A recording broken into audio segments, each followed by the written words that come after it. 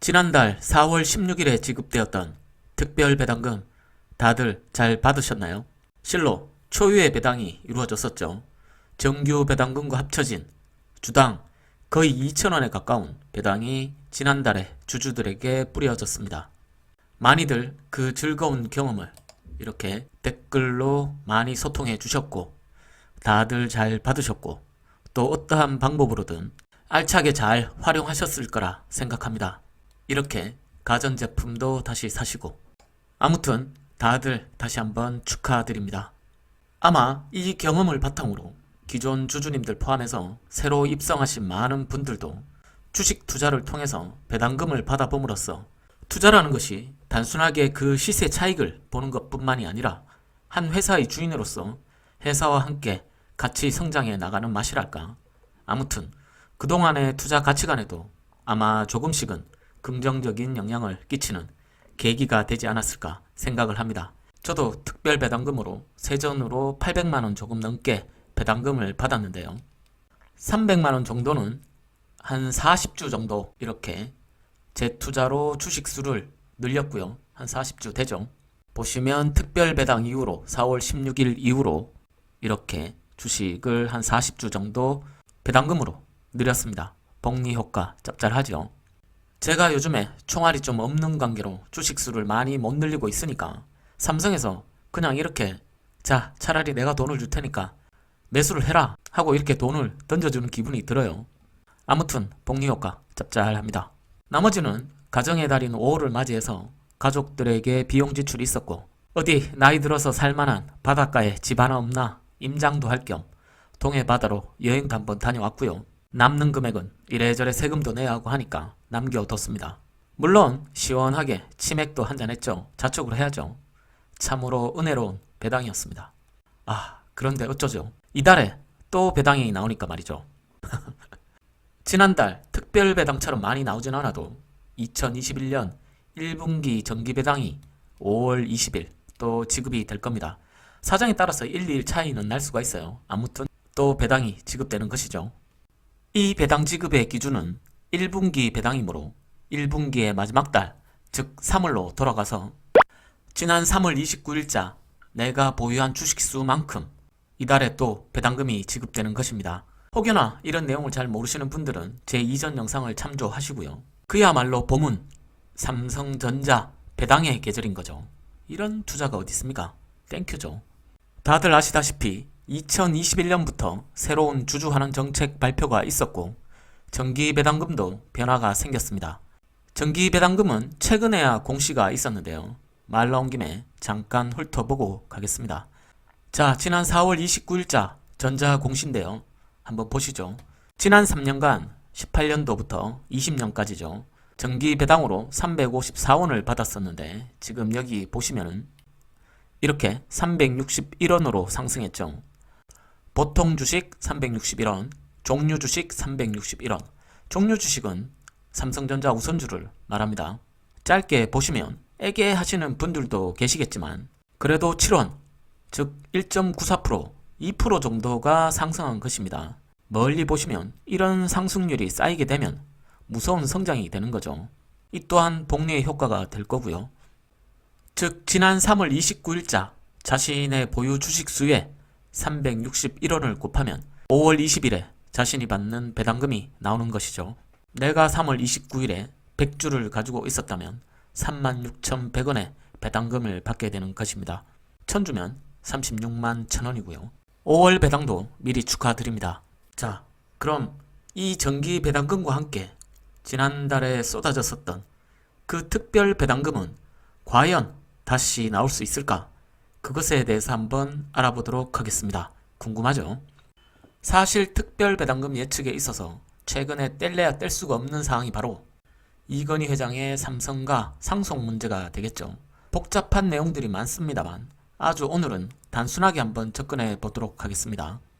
고 이건희 회장의 삼성과 상속세는 정리해보면 각종 개인 소장 미술품 기준과 함께 감염병 대응 기부 1조 등을 제외하고 무려 12조라는 실로 천문학적인 상속세를 납부해야 되는 것인데 12조 엄청나죠? 아무튼 거기에 삼성과 유족들은 최대 5년간 이 상속세를 분할 납부하는 방식을 선택한 것으로 전해졌습니다.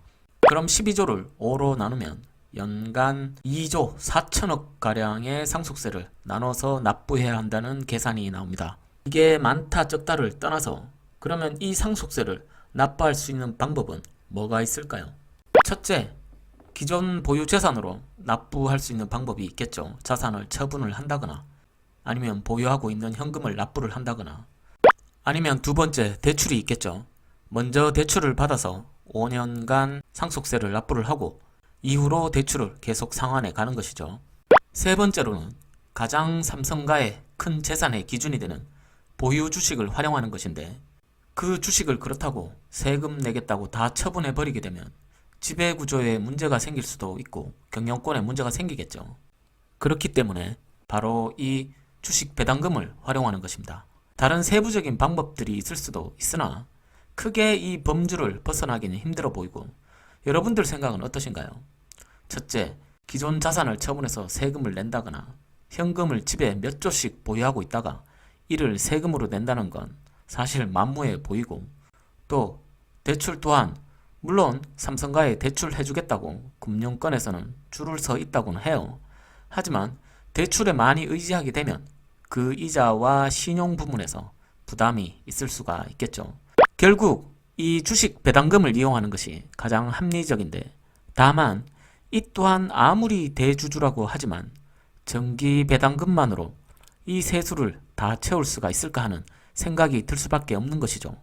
워낙에 큰 금액이니까 말이죠. 몇 조씩 하는데 그런데 만일 여기에 이렇게 특별 배당이 더해진다면 어떨까요? 얘기가 달라지겠죠.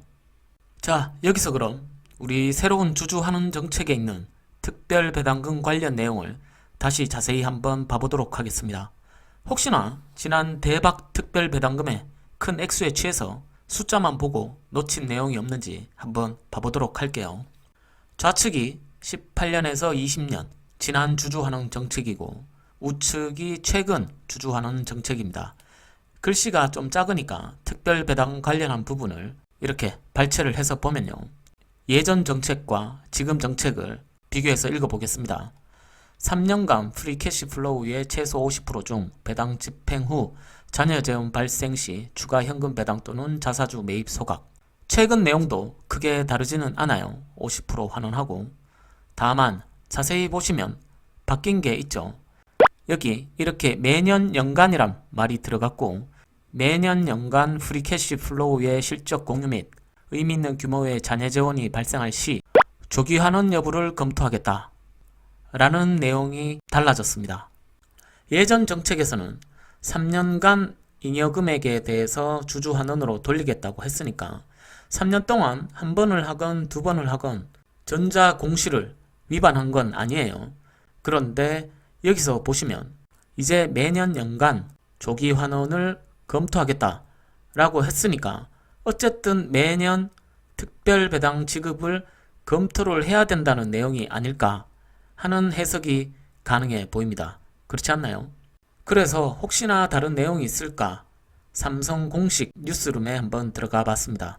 삼성전자 2021년부터 2023년까지 주주환원 정책 발표 내용을 보시면 여기 아랫부분이 특별배당 관련 내용입니다. 앞에 보셨던 공시 내용을 이렇게 글로 풀어놨는데 읽어보시면 기존 정책과 달라진 키워드가 공시와 같이 나오죠. 서술은 빼고 키워드만 뽑아보면요. 매년 연간 자녀 재원, 조기 환원, 적극적으로 검토. 자, 이걸 나열을 한번 해볼게요. 매년 자녀 재원, 조기 환원, 적극 검토. 다시 한번 읽어볼게요. 매년 자녀 재원, 조기 환원, 적극 검토. 매년 자녀 재원을 조기 환원할 것을 적극 검토하겠다. 저는 아무리 봐도 제 바람이 들어갔는지는 모르겠지만 강력하게 매년 특별 배당금 조기 지급을 적극 검토하겠다 라는 말로 귀결이 됩니다. 여러분들의 판단은 어떠신가요? 상속세 납부식에 맞춰서 발표된 새 주주환원 정책에다가 그리고 거기에 삼성전자 실적과 반도체 시장의 밝은 전망까지 더해진다면 적어도 상속세 연납 납부 완료 5년까지는 제 내피셜이지만 정기 배당과 함께 매년 특별 특별 배당을 기대해봐도 좋을 듯 하네요. 물론 판단은 여러분들의 몫이지만요. 이 배당이란 것이 거기다가 특별 배당까지 더해서 많이 주어지기만 한다고 무조건 좋기만 한 것은 절대 아니죠. 과도한 배당은 대주주의 배만 불리고 또 투자로 흘러 들어가야 할 돈이 배당으로만 지급되게 되면 회사의 경쟁력이 장기적으로는 떨어지게 되겠죠. 이는 주가의 하락으로도 이어지게 됩니다. 하지만 삼전은 M&A 비용이라거나 투자금들은 배당금과 별개로 배분되고 있죠. 지금껏 삼전이 왔던 것처럼 주주 친화 정책, 회사가 공시한 원칙대로 재투자와 주주들에게 잘 분배가 되어진다면 분명 우리 같은 장기 투자자 입장에서는 강력한 투자 동기가 되는 힘의 원천이 될 수가 있을 겁니다. 특별 배당이 또 나올까요? 말 그대로 삼전 배당이 더 특별해질 것인지 마음 편하게 한번 지켜보자고요.